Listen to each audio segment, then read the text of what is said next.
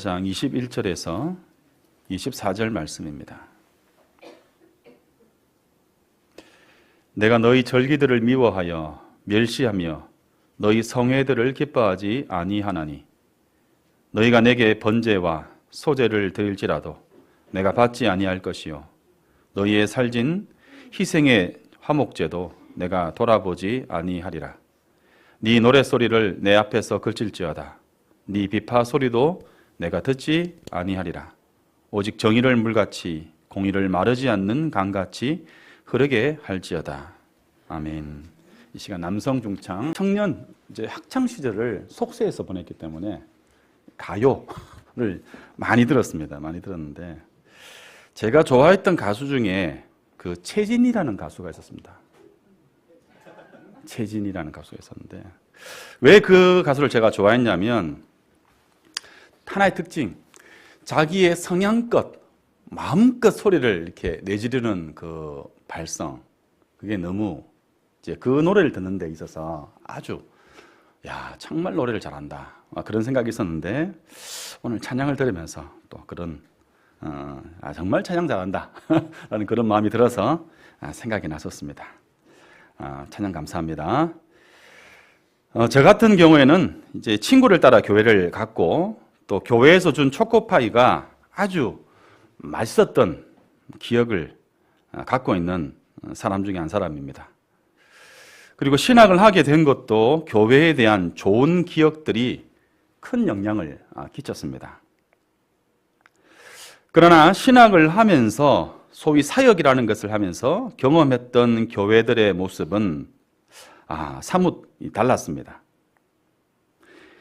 옛날에는 교회를 다니지 않는 부모님들 중에서도 그 아이들은 교회를 보냈다라고 하죠. 교회를 보내면 나쁜 짓은 하지 않을 거라는 기대. 교회 안에는 착한 친구들이 많기 때문에 그런 친구들과 어울리면 자기 자녀가 곁길로 빠지지 않을 수 있을 것이라는 것은 기대를 가지고 교회에 보냈다는 말을 종종 들을 수 있었습니다. 그러나 여러분 요즘은 어떻겠습니까? 저는 개인적으로 우리 교단 안에 있는 큰 교회, 대형 교회에는 보내고 싶지는 않습니다. 그들이 가르치고 있는 말씀이나 교육자들의 성경관이나 역사관에 대한 깊은 우려를 갖고 있기 때문입니다.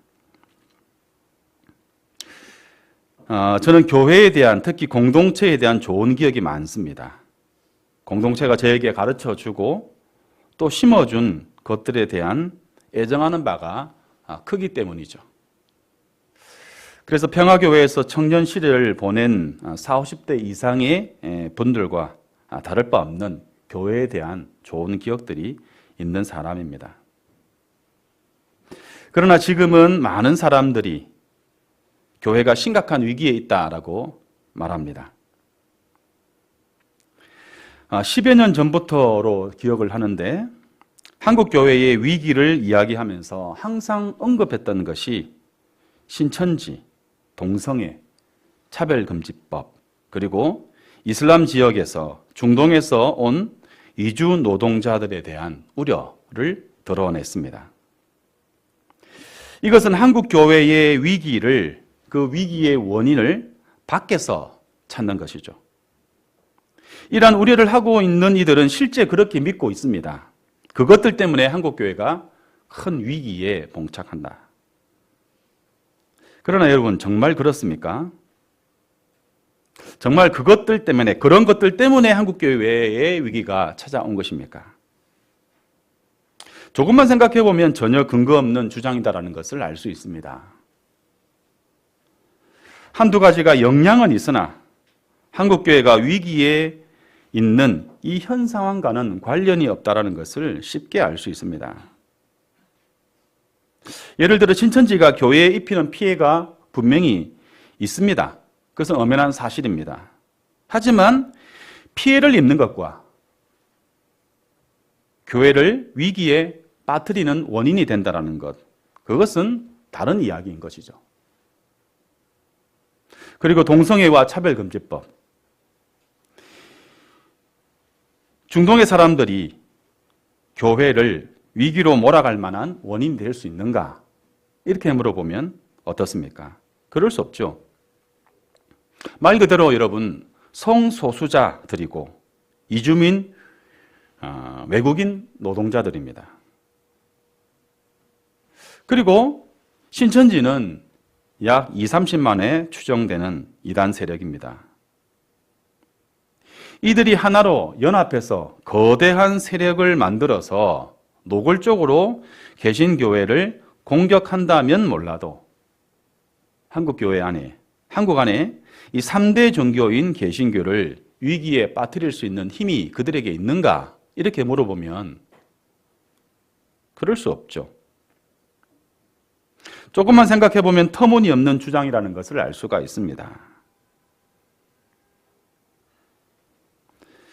그러나 그렇게 생각하지 않고 그러한 우려를 하는 사람들은 한국 교회의 위기를 조장하는 세력으로 규정하고 그들을 반대하고 혐오하는 데 열을 올립니다. 실제 한국 교회는 위기 가운데 있습니다. 저의 생각으로는 제가 신앙생활을 시작한 이래로 가장 심각한 상황이다라고 생각합니다. 여러 이유가 있겠지만 제가 심각하게 생각하는 것은 그 위기의 원인들이 외부가 아닌 내부에 있다라고 생각하기 때문입니다. 소위 소년보 사태에 이어서 내란 위기 속에서 한국 교회가 보여준 모습은 이 사회의 민주적 가치와 평화를 위협하는 독소처럼 비춰지고 있습니다. 그리고 실제 그런 역할을 하고 있다라고 생각해 볼 수 있습니다. 복음의 진리라는 말이 무색할 만큼 강단에서는 이 사회의 기초가 되는 민주적 기본 질서를 파괴하려고 했던 세력, 그 세력에 대해 반대하는 세력,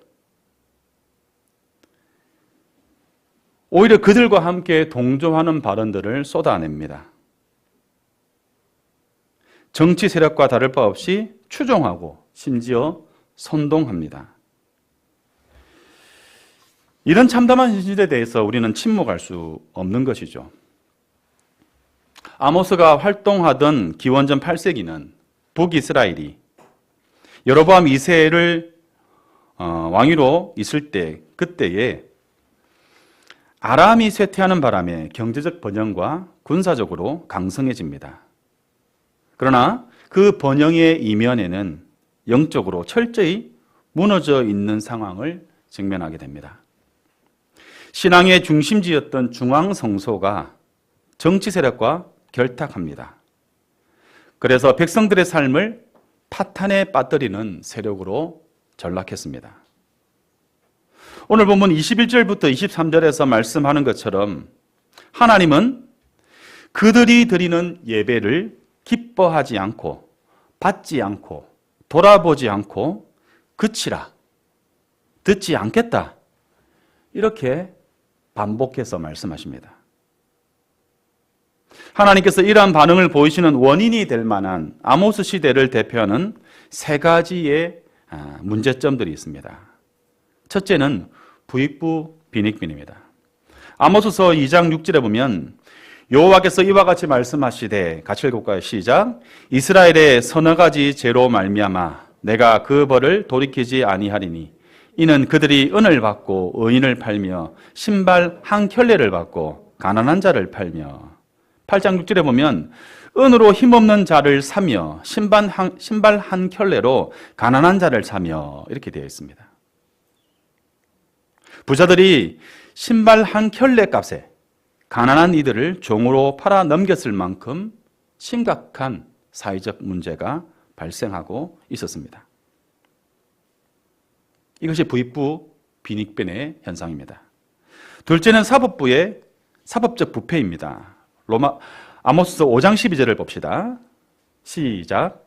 너희의 허물이 많고 죄악이 무거운 것을 내가 아노라. 너희가 의인을 학대하며 뇌물을 받고 성문에서 가난한 자를 억울하게 하는 자로다. 뇌물 때문에 공의로운 재판이 사라져버렸습니다.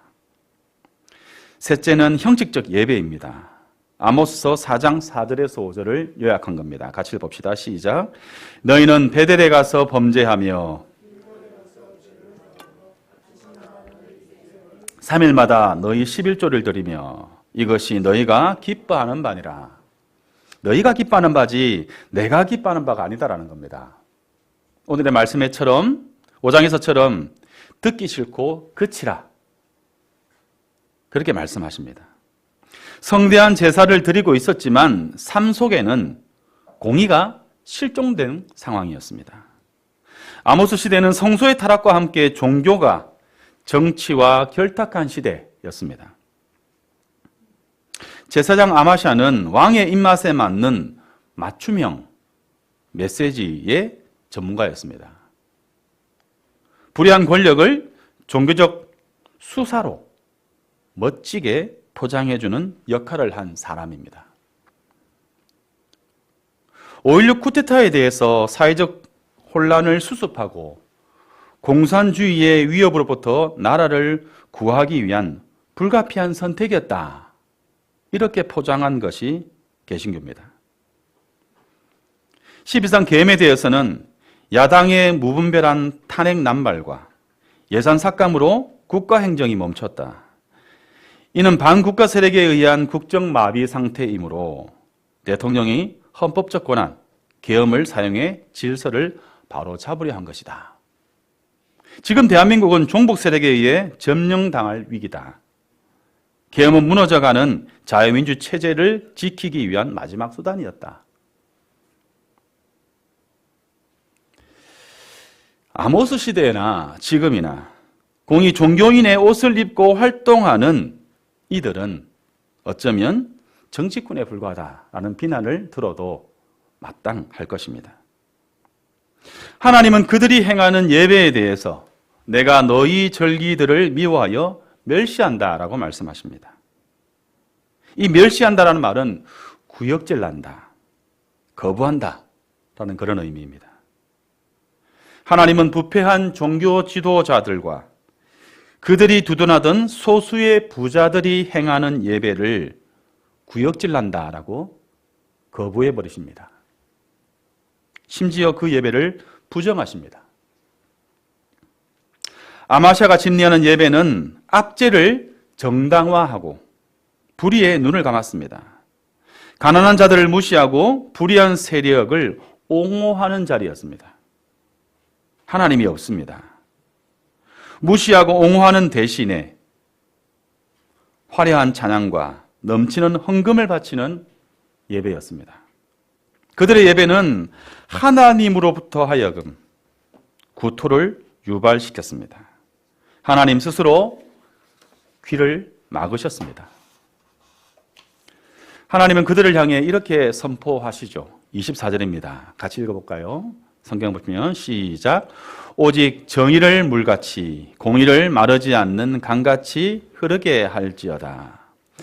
모든 것을 멈추고 중단하고 오직 정의를 물같이 공의를 마르지 않는 강같이 흐르게 할지어다. 하나님께서 말씀하시는 정의는 사법적 정의와 공공의 질서를 의미합니다. 당시 시장에서 장사꾼들은 저울을 사용했는데 이 저울이 무게를 속이는 저울이었습니다. 공정하다라는 것은 속이는 저울이 아닌 공정한 저울을 사용하는 것을 뜻합니다. 그리고 하나님께서 말씀하시는 공의가 무엇입니까? 관계적인 올바름입니다. 하나님과 우리의 관계가 올바른 관계를 맺고 있는 것 자체가 공의롭다라고 얘기합니다. 이뿐만 아니라 강자가 약자와 주인과 종이, 부자와 가난한 자들의 관계가 올바르고 건강한 관계를 맺고 있는 것을 공의롭다라고 하는 것입니다. 다시 말해서 하나님께서 인간에게 은혜를 베풀고 인간이 하나님을 사랑하는 관계가 공의로운 관계입니다. 그래서 이 시대를 사는 그리스도인들의 신앙적 열심은 곧바로 정의롭고 공평한 사회적 시스템으로 이어져야 하는 것입니다.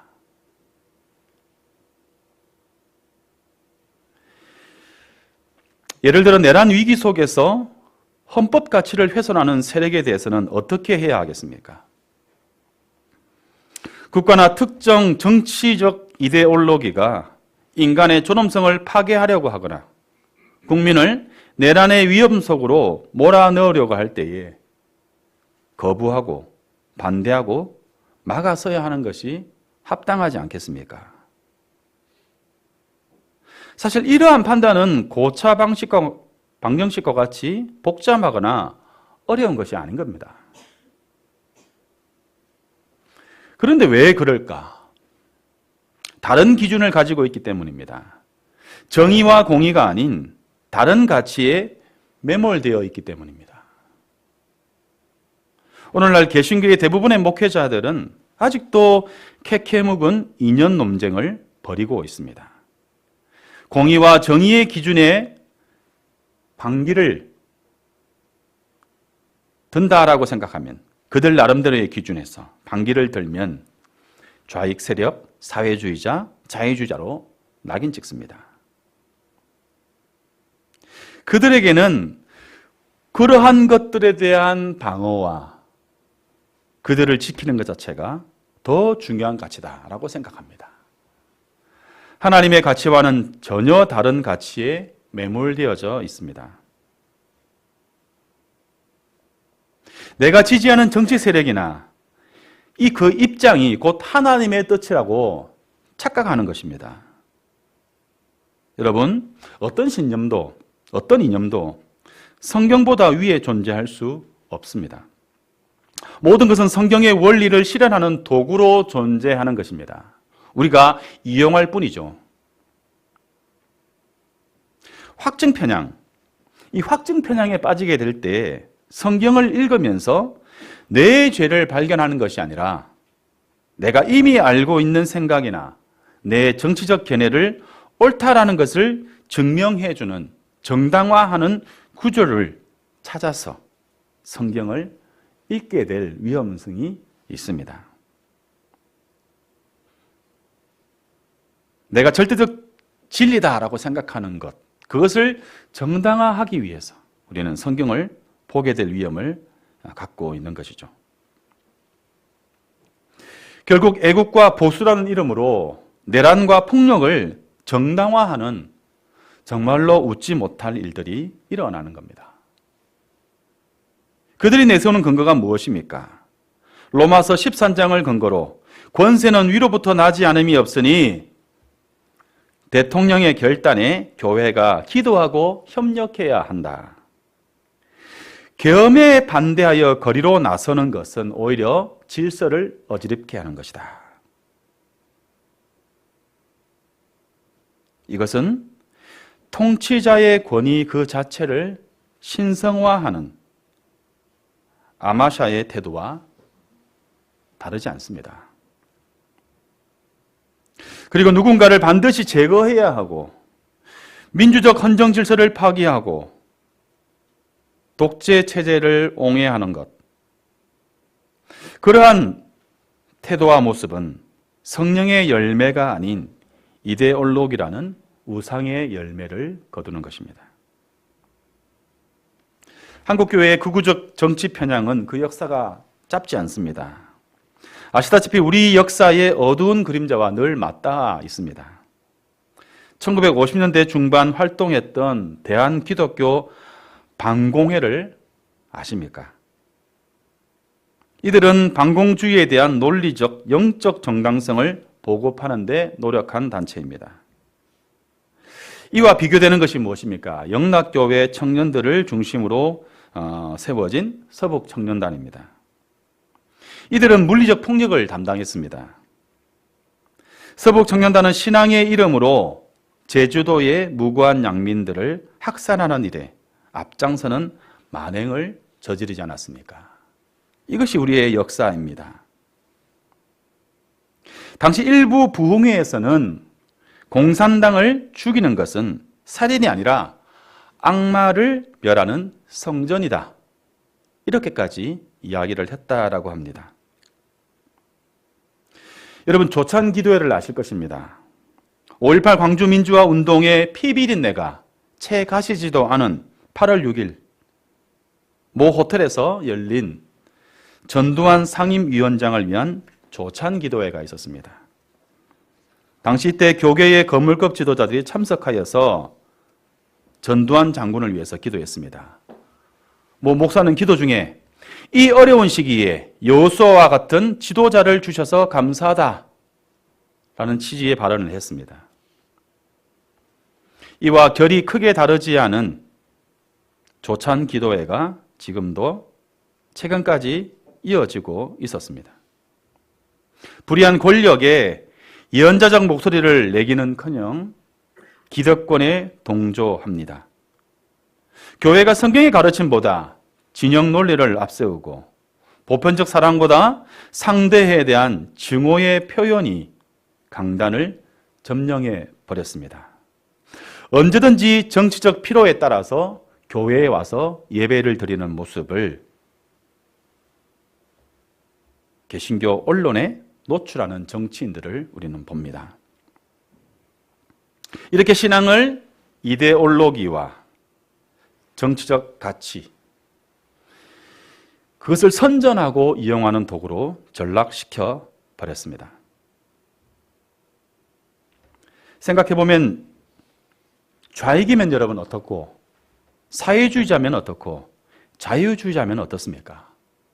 사회주의든 자회주의든 원칙적으로 악한 것이 아니라면 그것으로 하나님이 원하시는 공의와 정의를 이룬다면 무엇이 문제가 되겠습니까?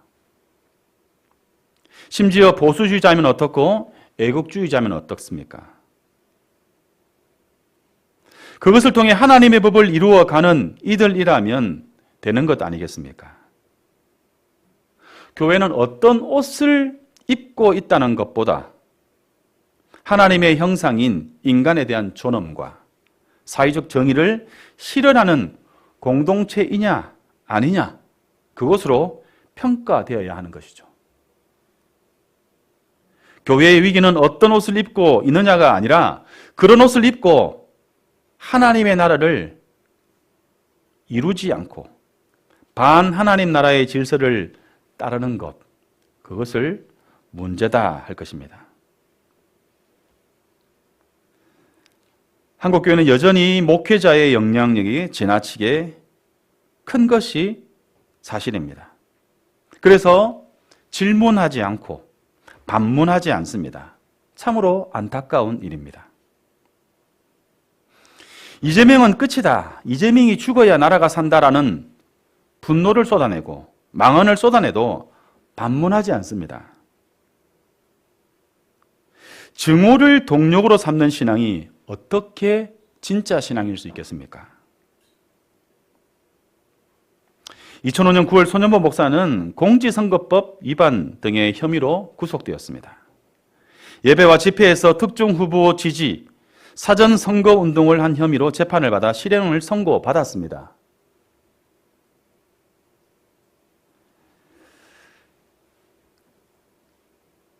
이에 대해 야당이 종교 탄압이라고 비호했습니다. 이들이 정치인이니 이럴 수 있다고 칩시다. 그러면 여러분, 교계의 반응은 어떻습니까?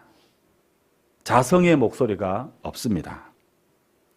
우리 교회도 참여했지만 고사모와 같은 이들의 목소리는 아주 작게 들릴 뿐입니다. 반대로 우리 교단은 부정선거를 옹호하는 교수를 초빙해서 그전까지 고신이 주장해 왔던 목회자가 정치적 설교를 할 수 없다라는 이것을 완전히 뒤집는 세미나를 열었습니다. 그 제목이 국가 위기와 그리스도인의 정치 참여. 여기서 말하는 국가 위기는 내란이 아닙니다, 여러분.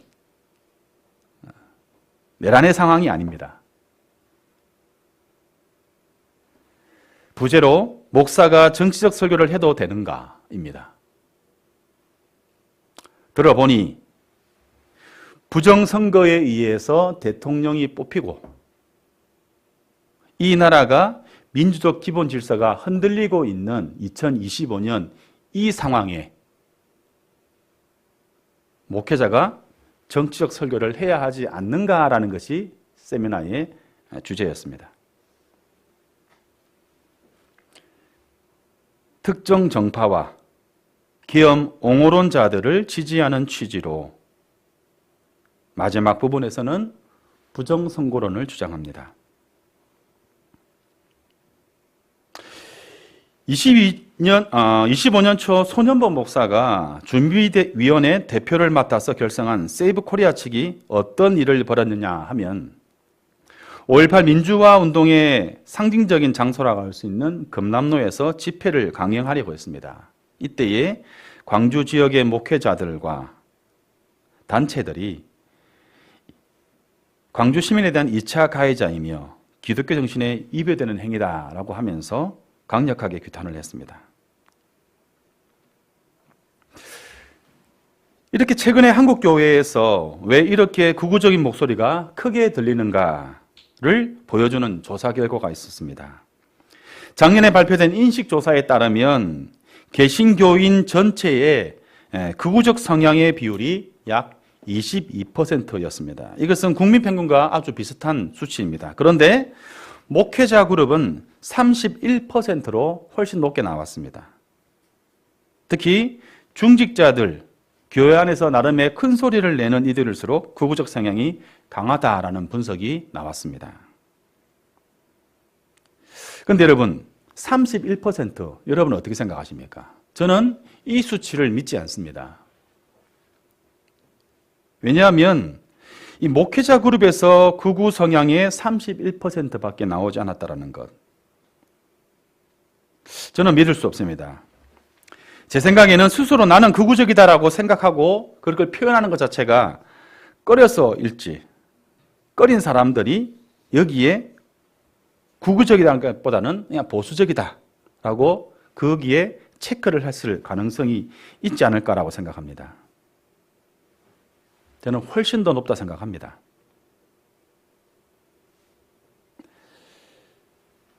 나라를 생각하는, 나라를 사랑하는 것은 국민에게는 누구에게나 적용되는 의무입니다. 그리스도인도 이 나라를 사랑하는 국민이죠. 그러나 나라가 하나님의 공의를 저버리고 소수의 권력자가 헌법을 유리라는 것을 보고도 무조건적인 순종을 외치는 것은 애국이 아니라 권력 숭배에 지나지 않는다라고 말씀을 드릴 수 있겠습니다. 지금 이 나라는 오랜 세월 왼쪽과 오른쪽으로 나뉘어 서로를 저주하고 있습니다. 그러나 그리스도인의 자리는 어느 한쪽에 있는 것이 아니라 어디 중간쯤에 자리를 잡는 것이 아니라 그 위에 있어야 할 것입니다. 오직 하나님의 공의와 정의가 물같이 마르지 않는 강같이 흐르게 해야 하는 그러한 사명을 가진 자들로서 이 세상 가운데 살아가야 하는 것이죠. 우리는 역사 속에서 참된 교회의 길을 걸었던 이들의 모습들을 기억해야 합니다. 나치 독일 시절 대다수의 독일 교회가 히틀러를 하나님이 보낸 구원자다라고 찬양을 했을 때에 보른판 목사는 이렇게 이야기를 했습니다. 같이 한번 보겠습니다. 악을 보고도 침묵하는 것은 그 자체가 악이다. 하나님은 우리에게 죄 없다 하지 아니하실 것이다. 같이 할까요? 말하지 않는 것은 말하는 것이고 행동하지 않는 것은 행동하는 것이다.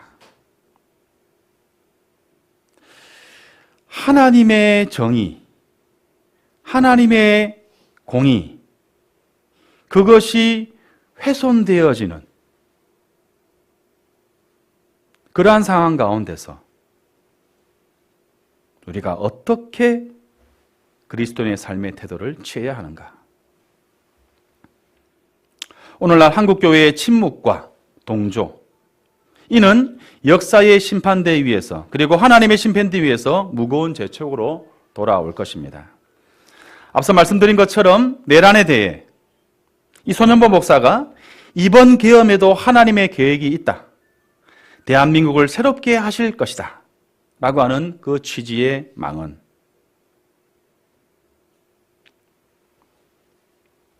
이 궤변은 모든 것에는 하나님께로부터 난다라는 성경 구절을 악용하고 불법적인 무력동원과 시민의 자유 억압을 하나님의 뜻으로 둔갑시켜버린 명백한 성서적 왜곡입니다.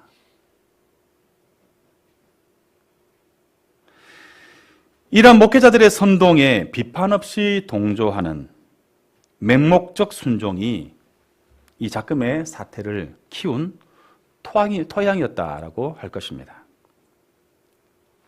사랑하는 여러분, 지금 우리가 보고 있는 이 한국 교회의 안타까운 모습을 넘어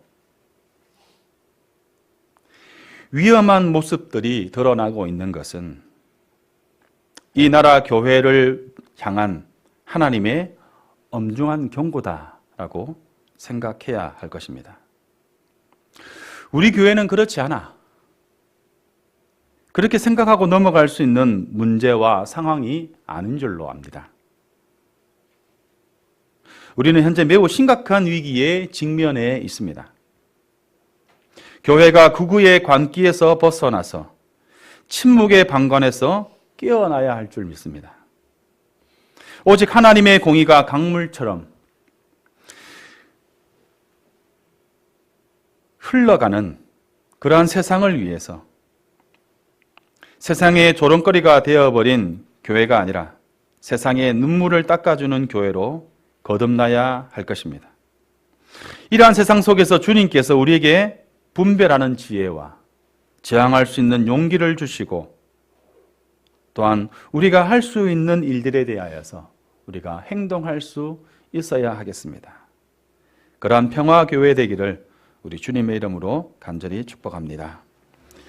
네, 함께 기도할 때에 이 땅의 교회들이 하나님 나라의 복음에 충실한 교회가 되기를, 또한 우리를 통하여 하나님의 정의와 공의가 흘러가게 하시기를, 하늘의 뜻이 이 땅 위에 이루길 소망하는 평화의 식구들로 살아갈 수 있기를 함께 기도합시다. 무엇보다 우리 다음 세대들이 이 어그러진 세상에서 복음에 대한 바른 이해와 복음의 정신을 실현하는 건강한 그리스도인들로 바르게 배우고 성장할 수 있기를 위해서 함께 이 시간 기도로 나아가겠습니다.